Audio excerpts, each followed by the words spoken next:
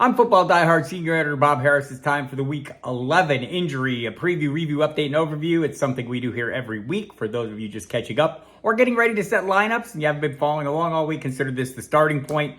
I'll give you all this week's pertinent lineups and injury decisions and do them chronologically in order of kickoff to give you an understanding of possible fallbacks you will need to have in place based on those times.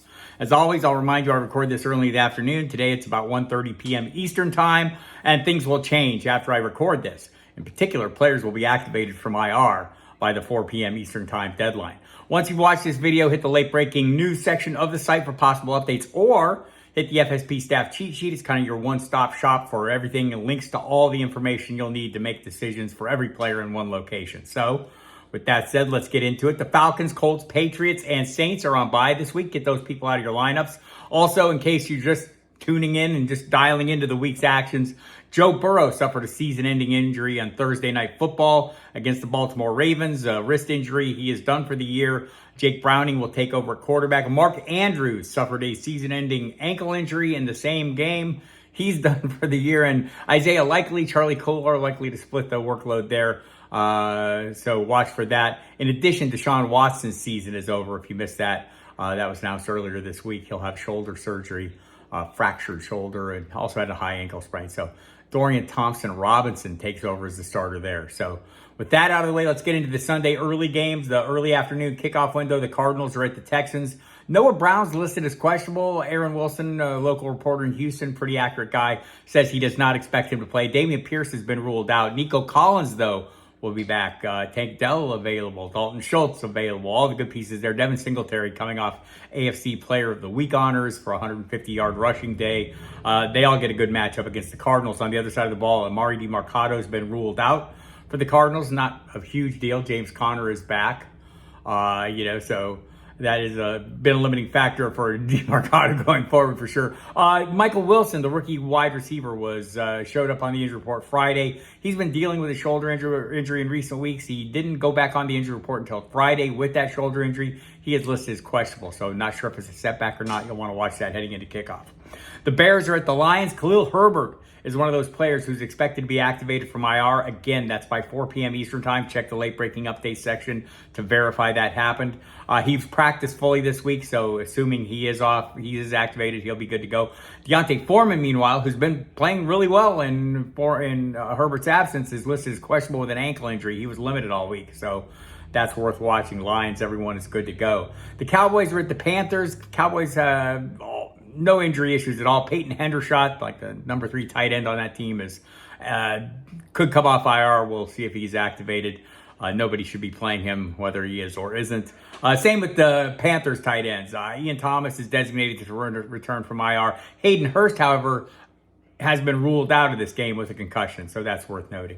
The Giants are at the Commanders. Antonio Gibson listed as doubtful for this game with a toe injury. Seems like a full Brian Robinson Jr. workload. Chris Rodriguez also available, the rookie running back, but seems like a clear path for Brian Robinson. Everyone on the Giants injury report of interest came off, so Saquon Barkley had been limited, and Wan'Dale Robinson, among Tommy DeVito as well, but they're all good to go, and that 11 points a game of offense they've been producing has been subpar.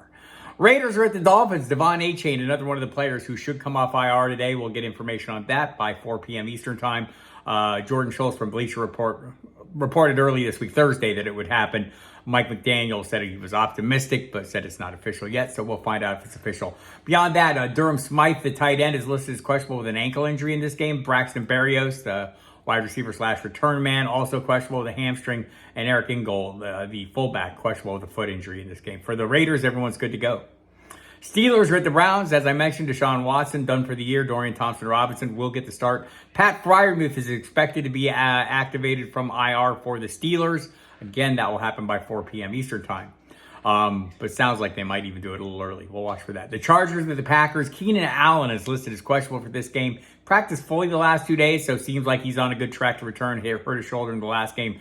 Came back into the game and finished the game despite the injury. Jalen Guyton, however, added to the injury report on Friday with a groin issue. He is questionable. That one's worth watching. Isaiah Spiller, also questionable, added with an illness. And Gerald Everett, the tight end, has been ruled out for this game with a back injury. Donald Parham Jr. would be the next man up in line. They have other pieces, but hard to go that deep, even in a favorable matchup. The Titans are the Jaguars, as Zay Jones has not played much this year. He could return this week. He was also arrested this week, but that doesn't seem to be an issue. The knee is an ongoing issue. He's been limited, but seems like he could get back. Jamal Agnew has been ruled out of this game with a shoulder injury. Treylon Burks on the other side of the ball, ruled out again, second week in a row with a concussion. The Sunday late afternoon window, Tyler Lockett for the Seahawks is listed as questionable. This has been a regular occurrence, and he's played through it all the time. Pete Carroll was talking a little differently this time, said he has some work to do to get on the field Sunday afternoon. My expectation is he still will, but it's something you'll have to watch, and you'll need a fallback in place, and there's not a lot of late afternoon games. The Buccaneers are 49ers, though. Everyone's off the injury report there, so that's good news. The Jets are at the Bills. Garrett Wilson's listed as questionable. He says he's going to play. It's an elbow injury. He hurt it in the last game, came back and finished that game despite the injury. Been limited in practice this week, but says he will be good to go. You'll need to check that one, though, and verify. Trent Sherfield as well for the Buffalo Bills, also questionable with an ankle injury. Also in Buffalo, in case you didn't hear, Ken Dorsey, the offensive coordinator, was fired. So they have a new offensive coordinator, quarterbacks coach Joe Brady. He's been a coordinator before, was with the Panthers under Matt Rule, and had a little run of success before he fell out of favor there. Sunday night football game. This is a tricky one, right? Ty Chandler standing by if Alexander Madison can't go. He's listed as questionable with a concussion. Maybe we'll get word today. They traveled to Denver, so maybe Madison will or won't make the trip. That maybe adds to our body of knowledge here, but he is questionable. Justin Jefferson as well. Waiting activation on him. You'll know that by 4 p.m. Eastern time for sure, if he is going to be activated or not for this game. Josh Dobbs continues as a starter for them. Denver Broncos, everyone's healthy and ready to go. Monday Night Football, Dallas Goedert almost certainly out this week. Has a broken forearm, reportedly had a procedure. They aren't putting him on IR, though, so it sounds like they expect him to be back within 4 games. So they got that going for them. Everyone in the Kansas City, everyone who's on the injury report is working fully this week. So there you have it. Good luck this week, week 11. We're getting down to the brass tacks here. I'll see you in week 12.